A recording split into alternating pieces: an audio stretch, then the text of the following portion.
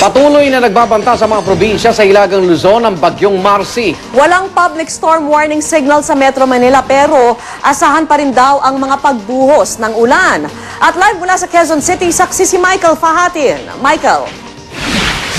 Vicky Igan, sa pinakahuling ulat ng Pag-asa, patungong norte pa rin ang bagyong si Marcy at bahagyang bumagal sa bilis na 9 km per hour. Sa dati nitong bilis sa 15 km per hour pero taglay pa rin ito. Ang lakas na hangin umaabot sa 65 km per hour. Sa ngayon nakataas pa rin ang public storm signal number 2 sa Cagayan at Isabela. Signal number 1 naman sa Catanduanes, Polillo Island, rest of Aurora, Quirino, Nueva Vizcaya, Benguet, Ifugao, Mountain Province, Ilocos Sur, Ilocos Norte, Abra, Kalinga, Apayao, Babuyan Group of Islands at Batanes Group of Islands. Huling namata ng bagyo sa layong 360 kilometers east ng Kasiguran sa Aurora. Ayon sa Pag-asa, magiging panaka-naka ang buhos ng ulan na may pagkulog at pagkidlat. Pero kanina, Vicky Igan, nagdulot ng matinding perwisyo ang biglaang buhos ng ulan dito sa Metro Manila. Video of the year para sa Sundoriang. Pasado alas 7 ng gabi nang bumuhos ang malakas na ulan sa Metro Manila. Sa Quezon City, dagliang tumaas ang tubig baha sa ilang kali na nagresulta sa pagbagal ng trapiko kasabay ng rush hour. Sa ilang-ilang street, gabaywang na baha ang pasakit sa ilang residente na walang ibang madaanan patungo sa kanilang mga bahay. Ang ibang bata, pinasa na sa balikat ng kanilang mga magulang para lang makatawid. Ang mga basurerong ito naman sa may tulay sa E. Rodriguez Avenue gamit ang pansala ng basura. Namimingwit sa may sapa ng anumang manenegosyong galing sa estero tulad ng mga inaalong plastic at lata. Sa intersection naman ng Quezon Avenue at Araneta, nagkabuhol-buhol din ang trapiko. Ang dahilan, katuhod namang baha sa Araneta Avenue na balakid sa mga dumaraang motorista. Kaya karamihan sa mga kotse napilitang mag-U-turn pabalik sa kanilang pinanggalingan. Habang ilang mga tambay, ginamit ang oportunidad para kumita sa pamamagitan ng pagtutulak sa mga tumitirik na sasakyan. Vicky Igan, na bukas ng alas 6 ng umaga ay magkakaroon ng press con dito mismo sa Pag-asa at nakausap natin kanina si Ginoong Nathaniel Cruz, hepe ng Pag-asa Weather Branch, at ang dahilan doon ng mga pag-ulan dito sa Metro Manila ay ang paghatak ng hanging habagat sa bagyong si Marcy. Live muna rin sa Pag-asa ko si Michael Fahatin ng inyong saksi. Ayon naman sa advisory ng National Disaster Coordinating Council o NDCC, may klase sa lahat ng antas sa Metro Manila bukas.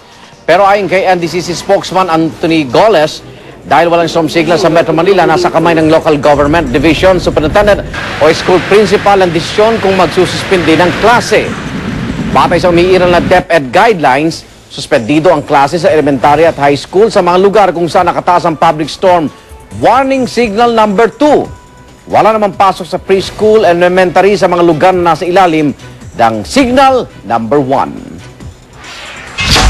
Umakyat na sa 14 ang patay habang 16 ang nawawala sa magkasunod na landslide sa bayan ng Maco sa Compostela Valley. Pero naiwasan daw sana ang trahedya kung naipatupad lang ang pagpapaalis sa mga residenteng nakatira sa mga landslide-prone area.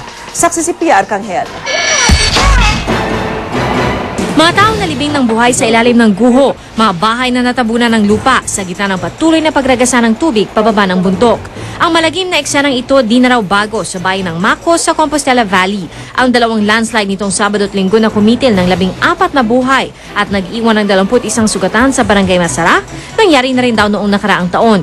Pero ang lahat ng pinsala at mga buhay na nabuwis, naiwasan daw sana kung naipatupad lang ang tuluyang pagpapaalis at pagre-relocate sa mga residente mula sa barangay na matagal na palang kabilang sa mga landslide-prone areas. Ang mayor naman ng bayan ng Maco, wala raw nagawa kahit ilang beses na raw nagbigay ng babala. The area is non-livable area.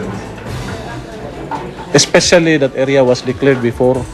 Kwento ng mga residente, isang linggo nang walang tigil ang buhos ng ulan bago nangyari ang landslide. Kada hapon yun, kusog yung tayong ulan diri. Kabilang sa manasawi ang barangay captain na Masara na si Jovencio Angkera. Sa video na ito nakuha noon lang nakaraang taon, buhay na buhay pa si Kapitan. Kaya gano'n na lang ang hinagpis ng kanyang asawa. Mugto ang mga mata sa 2 gabi ng pagluha, kanina lang nakuha ang labi ng kanyang kabiyak. Pero di lang yan ang dagok sa kanilang pamilya. Kabilang pa kasi sa 16 na residenteng nawawala ang kanilang anak at 8 buwang gulang na apo. Ang kanyang manugang labis din ng sakit na dinaramdam. Sakit ko gayo nga. Saan man nga mangitay may mo na. Nga mo lang karon bang makitaan dayon. Kuha lang taang kuan. Basi og mo ulan na po din noon. Mutruhan mo, samot ng kalalum. Pero sa gitna ng trahedya, lumulutang pa rin ang ilang kwento ng kabayanihan. Ang 15 anyos na si Mary Grace Mosquera, walang takot na iniligtas ang kanyang 2 batang kapatid at 2 kapitbahay, kabilang ang isang sanggol. Biyaan tanan ako kay basin mo anak na po dos delikado ilang balay pero naluoy man ko kay nasay 2 ka anak. Gisulod na ako dito akong gikuha. Kanina, idineklara ng under state of calamity ang barangay Masara at 7 iba pang barangay sa bayan ng Mako. Pinalilikas lahat ng mga residente sa pangambang baka magkaroon na naman ng pagguho, lalo pat may bagyo at patuloy ang mga pag-ulan. Dati nang nagbabala ang Mines and Geosciences Bureau ng DNR na kabilang sa mga landslide-prone area ang barangay Masara.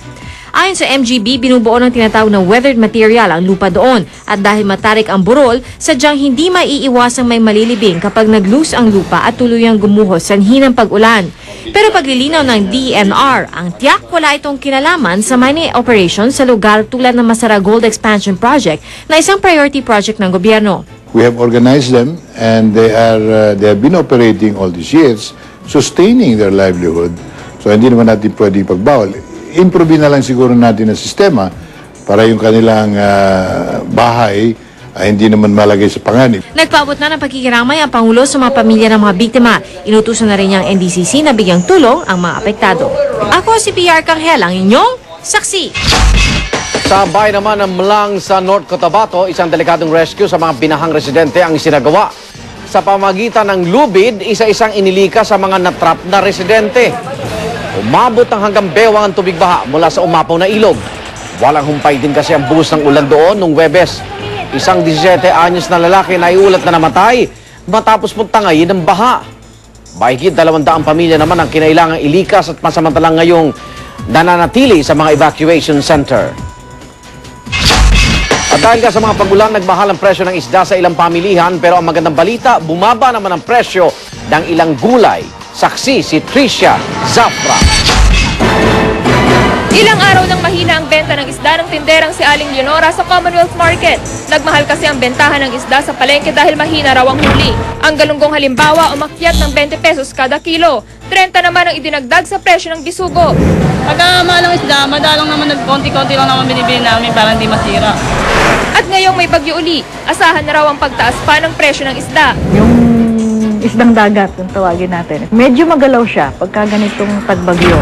Pero maging ang mga isdang tabang nagmahal din. 10 piso kada kilo ang inakyat ng tilapia at bangus. Ang sinisisi ni Mang Loloy, ang mataas pa rin daw na presyo ng langis.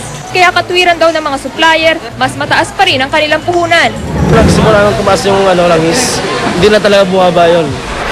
Ang magandang balita, maliban na sa kamatis na umakyat ng 20 pesos kada kilo, bagsak naman ng 10 hanggang 15 pesos ang karamihan sa presyo ng mga gulay sa Commonwealth Market, tulad ng talong, ampalaya, sayote, pechay, repolyo at carrots. Kaya naman ang mga mamimili nananamantala na. Yung sustansya, mabili mo naman sa mura na klaseng gulay.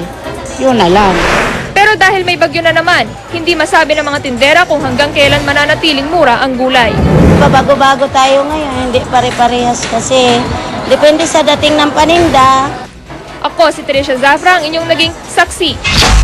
Ibinato naman ng kumpanyang Eastern Petroleum sa gobyerno ang bola sa isyu ng matagal nang hinihinging one-time, big-time rollback sa presyo ng gas at diesel. Pwedeng-pwede naman daw ito kung tatanggalin ang VAT sa langis. Kung tutusin nga raw, dapat sa katapusan na raw ng buwan o sa Oktubre muling magkakaroon ng rollback. Saksi si JP Soriano. Kung ang independent oil player na Eastern Petroleum ang tatanungin, sagad-sagad na raw ang rollback na kanilang ibinigay. Ilang linggo nga raw muna silang magpa-price freeze para bawiin ang kanilang mga lugi. Kung meron man, is latter part of September or October kung hindi mababago. Pero kung tutusin daw, pwedeng-pwede ang hiling na one-time big-time rollback ni Chief Ralph Recto at ng iba pa.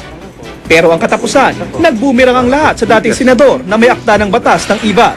Kung tutusin daw, kung mawawala ang IVAT, isang bagsakang 8 piso agad ang pwedeng tanggalin sa kada litro ng gasolina, habang 4 piso naman daw ang ora-oradang mababawa sa diesel. Nangako na ng pisong rollback ang Uniol ngayong linggo, pero ang big oil player na Petron, di pa rin makapangako na makapagbibigay ng bawas presyo. So I don't really know whether we can actually move pa. How much more? It's a market-determined move.